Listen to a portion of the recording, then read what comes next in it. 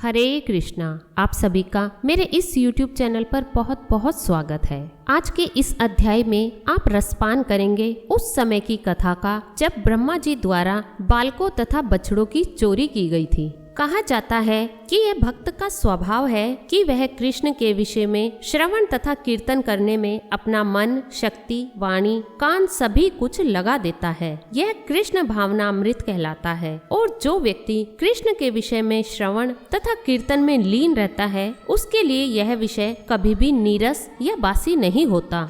जब महाराज परीक्षित ने यह प्रश्न किया कि ग्वालों ने अघासुर की मृत्यु के पश्चात 1 वर्ष तक उसकी चर्चा क्यों नहीं की, तो सुखदेव गोस्वामी अत्यंत प्रोत्साहित हुए। सुखदेव गोस्वामी ने राजा से कहा, अब इस रहस्य को सावधान होकर सुनो। भगवान कृष्ण अपने मित्रों को अघासुर के मुख से निकालकर और उस असुर का वध करके मित्रों सहित यमुना के तट पर आए और उन्हें इस प्रकार संबोधित किया, मित्रों देखो ना, यह स्थान कलेवा करने तथा यमुना के रेतीले तट पर खेलने के लिए कितना सुंदर है। देखो ना, जल में ये कमल पुष्प किस प्रकार खिल रहे हैं और चतुर्दिक अपनी सुगंध बिखेर रहे हैं। चलो हम सब भी यही कलेवा करें, क्योंकि पहले ही काफी देर हो चुकी है और हमें भूख भी लगी है। बछड़ों को अपने निकट ही रहने दे और यमुना का जल पीने दे। जब तक हम कलेवा करते हैं तब तक ये बछड़े भी इस स्थान पर उगी घास चरते रहेंगे।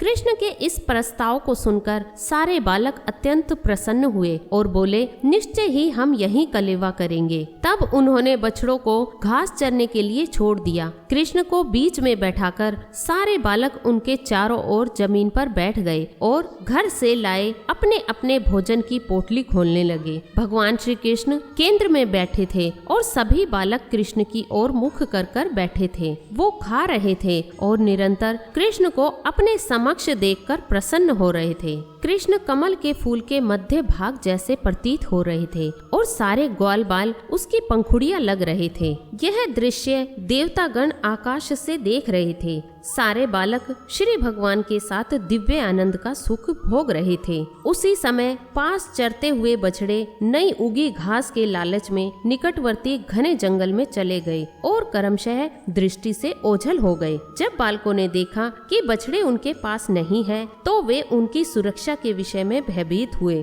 और तुरंत ही कृष्ण कृष्ण कहकर चिल्ला उठे। कृष्ण शब्द चिल्लाने से बच्चों का भय तुरंत जाता रहा। अपने प्यार के कारण कृष्ण नहीं चाह रहे थे कि उनके मित्र कलेव का आनंद त्याग कर बछड़ों की खोज करने जाए। अतः उन्होंने कहा, मेरे मित्रों, तुम्हें अपना कलेवा छोड़ने की आवश्यकता नहीं है, इसका आनंद उठाते रहो। मैं स्वयं जाकर देखता हूँ कि बछड़े कहाँ हैं। इस प्रकार भगवान कृष्ण अपने बाएं हाथ में कलेवा का टुकड़ा लिए हुए तुरंत ही बछड़ों को गुफाओं तथा झाड़ियों में खोजने के लिए चल पड़े। उन्होंने पर्वत की दरारों तथा जंगलों में खोज की, किंतु वे बछड़े कहीं न मिल पाए। जिस समय अघासुर का वध हुआ था और देवता इस घटना को अत्यंत विस्मय के साथ देख रहे थे, उसी समय विष्णु की नाभि से उगने वाले कमल पुष्प से जन्म ग्रहण करने वाले ब्रह्मा भी देखने आए थे। उन्हें आश्चर्य हुआ था कि किस प्रकार कृष्ण जैसा छोटा बालक इतने आश्चर्य में कार्य कर सकता है। यद्यपि उन्हें बताया जा चुका था कि यह नन्हा ग्वाल बाल श्री भगवान है, तथापि वे भगवान की अन्य यशस्वी लीलाएं देखना चाह रहे थे। अतः उन्होंने सारे ग्वाल बालों और बछड़ों को हर लिया और उन्हें किसी दूसरे स्थान पर ले गए। इसलिए भगवान कृष्ण ढूंढने पर भी उन बछड़ों को नहीं पा सके। अतः यहाँ तक कि वे यमुना तट पर कलेवा कर रहे अपने मित्रों को भी खो बैठे। एक ग्वाले के रूप में भगवान कृष्ण ब्रह्मा जी से बहुत छोटे थे, किंतु भगवान होने के कारण उन्हें यह समझने में देरी न लगी कि सारे बालकों तथा बछड़ों का अपहरण कर लिया है। अब मैं वृंदावन कौन सा मुंह लेकर जाऊंगा। सबकी माताएं अत्यंत शोकाकुल होंगी। अतः अपने मित्रों की माताओं को प्रसन्न करने और ब्रह्मा को श्री भगवान की सर्वोच्चता से आश्वस्त कराने की दृष्टि से उन्होंने तुरंत ही ग्वालों तथा बछड़ों के रूप में अपना विस्तार किया। वेदों में कहा गया है कि श्री भगवान अपनी शक्ति के द्वारा असंख्य जीवों के रूप में विस्तार कर चुके हैं। अतः उनके लिए इन बालकों तथा बछड़ों के रूप में दोबारा विस्तार करना कोई कठिन काम नहीं नहीं था। उन्होंने अपना विस्तार ठीक उतने ही बालकों के अनुरूप किया जो विभिन्न आकृति, मुख तथा शरीर की बनावट वाले एवं अपने वस्त्रों तथा आभूषण में एवं आचरण तथा व्यक्तिगत कार्यकलापों में भिन्न भिन्न थे। वे बछड़े भी बने जो अपने आकार, रंग, कार्य में सर्वथा भिन्न थे। यह सब इसलिए संभव हो सका क्योंकि प्रत्येक वस्तु श्री कृष्ण की ही शक्ति का विस्तार है। इस प्रकार अपने आप को ग्वाल बालों तथा बछड़ों के रूप में विस्तारित करते हुए एवं ऐसे विस्तारों से घिरकर श्री कृष्ण वृंदावन में प्रविष्ट हुए। ब्रजवासियों को कुछ भी ज्ञात न था कि क्या घटना घटी है। वृंदावन में प्रवेश करने के पश्चात सारे बछड़े अपने अपनी शालाओं में चले गए और सारे बालक अपने अपने घरों तथा माताओं के पास पहुंच गए। उनके प्रवेश के पूर्व बालकों की माता ने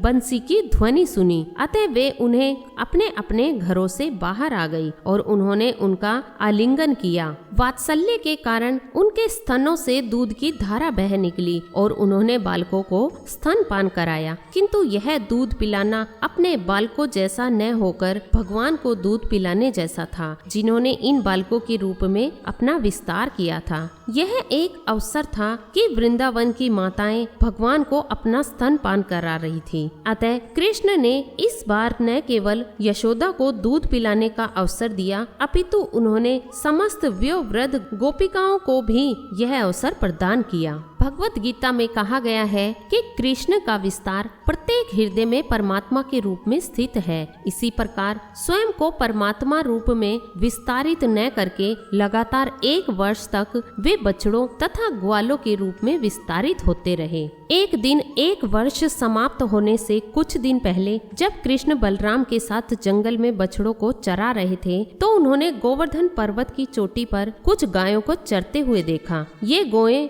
वहीं से नीचे घाटी में ग्वालों द्वारा अपने बछड़ों की रखवाली होते हुए देख सकती थी। अतः सहसा अपने बछड़ों को देखकर गौएं उनकी ओर दौड़ने लगी। वे अगले तथा पिछले पांव बंधे होने पर भी पहाड़ से नीचे कूद आई। ये गौएं अपने बछड़ों के प्रेम में इतनी द्रवित हो गई कि उन्होंने गोवर्धन पर्वत की चोटी से नीचे चारागाह तक के उबड़ खाबड़ मार्ग की तनिक भी परवाह नहीं की। उनके थन दूध से पूरित थे और वे अपनी पूंछ ऊपर उठाए अपने अपने बछड़ों के पास पहुंच गई। जब वे पहाड़ से नीचे आ रही थी तो उनके थनों से अपने बछड़ों के प्रेमवश दूध की धारा चू रही थी। यद्यपि ये बछड़े उनके अपने बछड़े न थे, इन गायों के अपने अपने बछड़े थे और गोवर्धन के नीचे जो बछड़े चर रहे थे वे उनसे कुछ बड़े थे। इन बछड़ों से यह भी आशा नहीं की जा सकती थी कि ये इन गायों का दूध सीधे स्तनों से पिएंगे। वे तो घास चरकर तृप्त थे। फिर भी गायें तुरंत नीचे आई और उनके शरीर चाटने लगी और बछड़े भी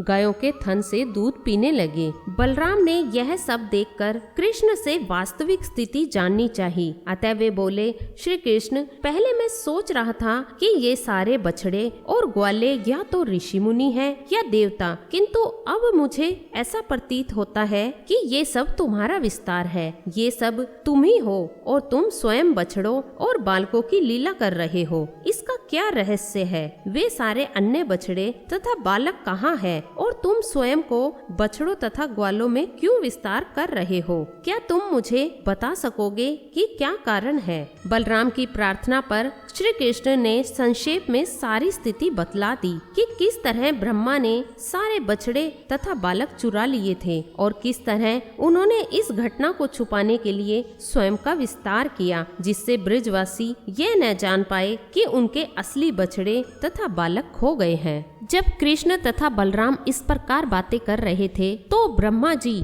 एक क्षण बाद ही अपने द्वारा बालकों तथा बछड़ों के चुराए जाने से उत्पन्न कौतूहल देखने के लिए लौटे, किंतु वे मन ही मन भयभीत थे कि यह आग के साथ खिलवाड़ करने जैसा है।